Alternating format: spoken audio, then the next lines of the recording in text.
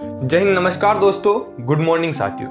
दोस्तों, आपने लोगों को जमीन के लिए लड़ते हुए देखा होगा, लोगों को पैसों के लिए लड़ते होगा, लेकिन राजस्थान एकमात्र ऐसा राज्य है भारत का जहां के लोग तरबूज के लिए युद्ध कर लिया करते थे। दोस्तों, 375 साल पुरानी यह घटना, जिसमें एक तरबूज के लिए हजारों सैनिकों ने अपनी जान दांव पे लगा दी थी, क्योंकि वो तरबूज उस समय उनकी मान, सम्मान, गौरव का प्रतीक माना जाता था। दोस्तों, इस घटना की शुरुआत हुई थी 1644 के अंदर, जिसे मतीरे की राड़ कही जाती है।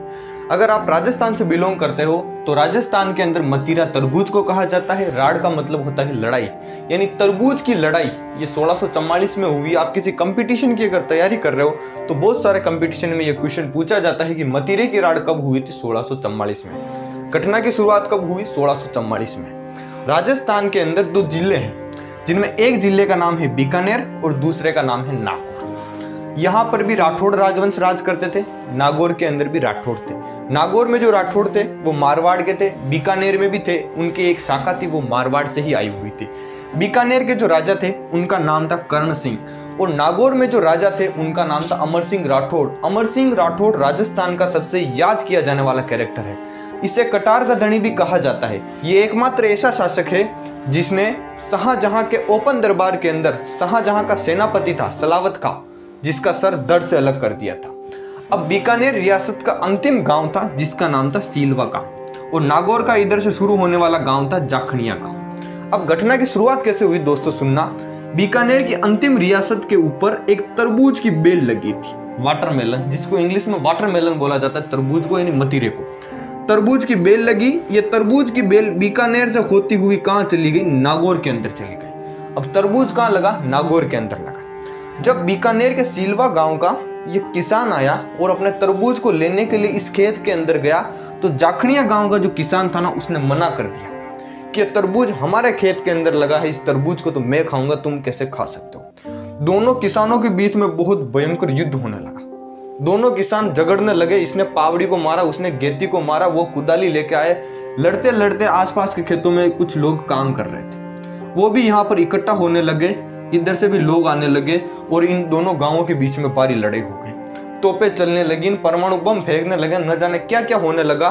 दोनों गांव भयंकर तरीके से लड़ने लगे। ये बात पहुंची राजा के पास, बीकानेर के राजा कर्ण सिंह के पास और नागौर के राजा अमर सिंह के पास। दोनों राजा अपनी सेना लेकर युद्ध करने के लिए आ गए। दोनों राजाओं के बीच में भयंकर युद्ध हुआ और लगभग माना जाता है कि हजारों सैनिक उस समय मारे गए थे इस तरबूज के लिए। एक तरबूज के लिए हजारों सैनिकों ने अपनी जान दांव पे लगा दी, तभी तो कहते हैं प्रदान की ये राजस्थान है। अब हुआ क्या, अमर सिंह राठौड़ अपनी सेना लेके आया, कर्ण सिंह भी अपनी सेना लेके आए। दोनों में तोपे चली, परमाणु बम चला, किसी ने मिसाइल छोड़ी, किसी ने अग्नि मिसाइल, किसी ने ब्रह्मोस मिसाइल। बहुत भयंकर तरीके से युद्ध हुआ। लेकिन इस युद्ध के अंदर माना जाता है, कोई साक्ष्य प्रमाण तो नहीं है, लेकिन कर्ण सिंह की विजय हुई थी। अमर सिंह राठौड़ इस युद्ध के अंदर हार गए थे। इसी घटना को राजस्थान के अंदर मतीरे की राड़ यानी तरबूज की लड़ाई के नाम से जाना जाता है, जो 1644 में हुई है। तभी तो कहा जाता है कि राजस्थान का जो इतिहास है ना, बहुत ही गौरवपूर्ण है। यहाँ पर एक तरबूज के लिए युद्ध कर लिया जाता था, और औरतें अपनी मान, सम्मान, मर्यादा को बचाने के लिए जोहर करती थी और लोग केसरिया करते थे। दोस्तों, कहा जाता है कि जिंदगी में और हिंदी में बिंदी का बहुत ज्यादा महत्व होता है। अब आप समझिए, अगर जिंदगी के अंदर बिंदी कहीं और लग जाए तो जिंदगी पलट जाती है, लेकिन हिंदी के अंदर भी बिंदी कहीं और लग जाए तो हिंदी भी पलट जाती है। सोचिए, मैंने यहाँ पर बिंदी लगा दी, पहले शब्द क्या था, मतीरे की राड़। जैसे ही मैंने यहाँ पर बिंदी लगाई और शब्द बन गया मतीरे की राड़।